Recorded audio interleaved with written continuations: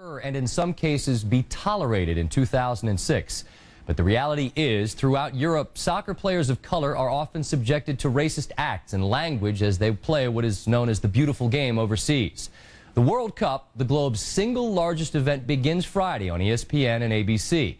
And the joy of cultural celebration is tempered by concerns over controlling racist outbursts. Jeremy Schaap on the beautiful game turned ugly.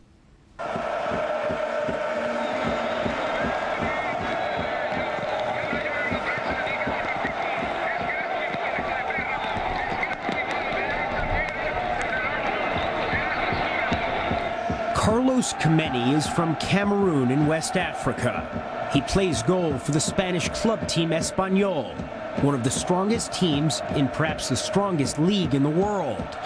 But even fans in his own stadium shower him with racist slurs and bananas.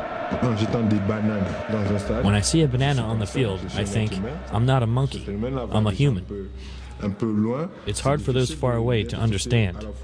But on one hand, I'm a respected member of the team, and on the other hand, I'm an animal. Mark Zorro was 18 years old when he left his native Ivory Coast, the nation he'll represent at this World Cup, to play soccer in Italy. For 3 years, he's played for the Sicilian team Messina, and in nearly every game, fans have taunted him. Finally, last fall, during a game against Inter Milan, Zorro had had enough.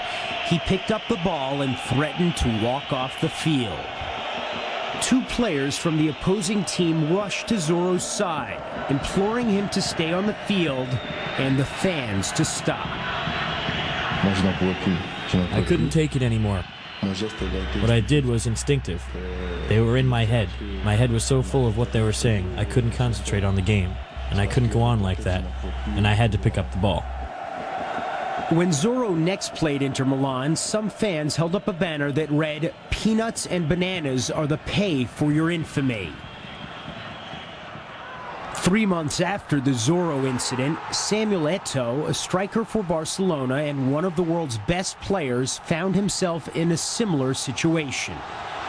Eto'o, like Kameni from Cameroon, was playing on the road at Zaragoza, home to some of Spain's most openly racist fans. Angry and frustrated by the monkey chants that resounded every time he touched the ball, Eto'o repeatedly cried, "No mas, no more." It is not the right answer to lose it, but I think sometimes people should understand why. French striker Thierry Henry is one of the most acclaimed players on the planet. But like Samuel Eto'o, being an elite player hasn't spared him from racist slurs. I can tell you, so many times, monkey chants and people spitting at me when I was taking a throw-in or a corner kick. Whatever you can imagine. Americans might find it difficult to understand how and why there are so many overt displays of racism in European soccer. But there's never been anything akin to the U.S. civil rights movement in Europe, in part because there are so few black Europeans. What is taboo in the U.S. simply isn't in Europe.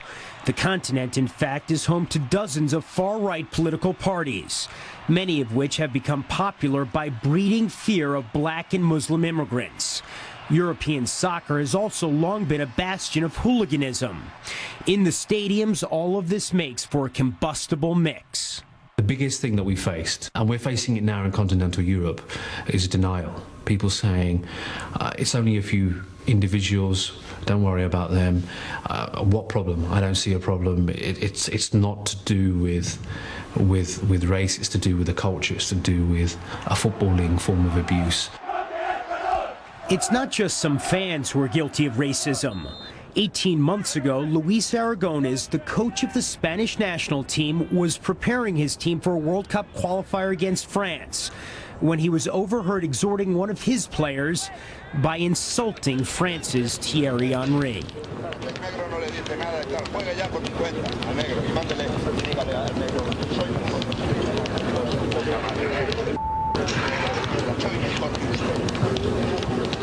To be honest, the first time I heard it, I thought it was a joke. One of my teammates came up in my room and said, "Did you see what Luis Aragonés said about you?"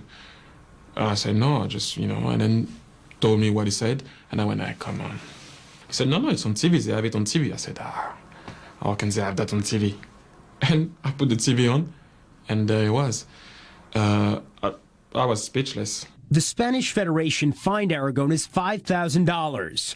He will be coaching Spain this month at the World Cup. Aragones continues to insist that he has done nothing wrong. I cannot understand it. When I have gypsy friends, black, yellow friends, this is not me. It has nothing to do with me. What happens is that it is done to bother the football player. It's also done with fatness. They call them fat. It's the same.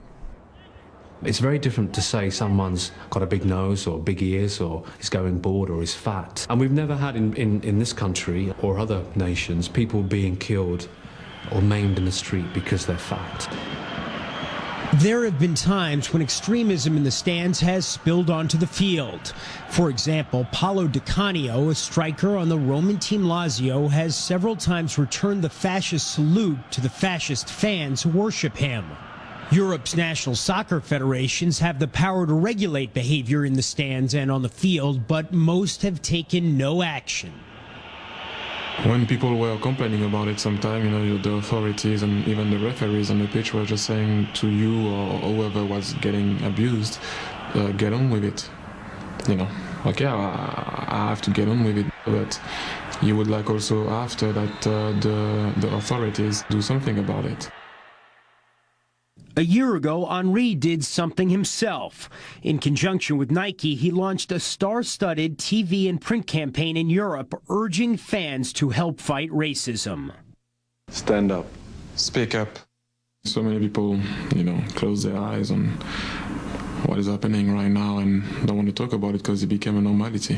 I just wanted to make people aware that that's not something that should happen in a game that we love, and also to make people aware sometimes that if you're in the stand and you hear someone doing that, to make them realize that that is not something to do, to talk about it.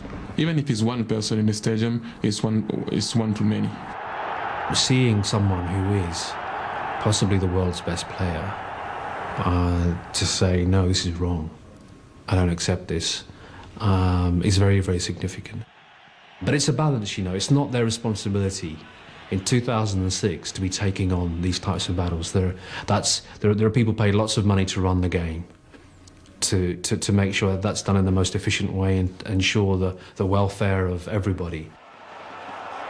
FIFA, soccer's world governing body, has always left the problem to each country's federation. But in March, with the World Cup and all the attendant media coverage 3 months away, FIFA President Sepp Blatter decided to act. He announced new and harsh regulations that will penalize teams whose players, coaches, officials, or fans engage in racist conduct. Penalties would affect league standings and World Cup eligibility. Financially, the consequences could be huge. There have been a lot of incidents, certainly the last few months, but this has been going on for years. Why hasn't the problem been addressed before? Because the national associations or the leagues, they haven't done their homework. But now they will be obliged to do so, and FIFA will have not only let's say the right to monitor it, but the right to intervene if the right actions are not taken. And we will do it. We will do it. During the World Cup, the new regulations will apply to players, coaches, and officials, but not to fans. There are concerns that some fans might taunt their own players in an effort to have their opponents penalized. The stakes will be high. With the world watching, any racist incident would indelibly stain the beautiful game. What will happen to fans, say, in Germany during the World Cup who taunt black players? Yeah, where? Outside of the stadium?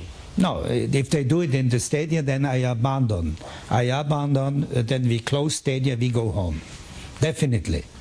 No, seriously. No, seriously. Listen, if in this World Cup, with all the educational work we are doing now, and we still have that, then something is wrong in our society. And I don't know where we have to go. You heard Sepp Blatter of FIFA threaten to abandon World Cup matches where racist behavior is exhibited. Again, the ultimate penalty, the loss of 3 points in the standings, will apply only to players and team officials, not to fans, where most of the reported incidents have occurred. That loss of 3 points, which is the equivalent of a win, would likely doom any country from advancing out of group play.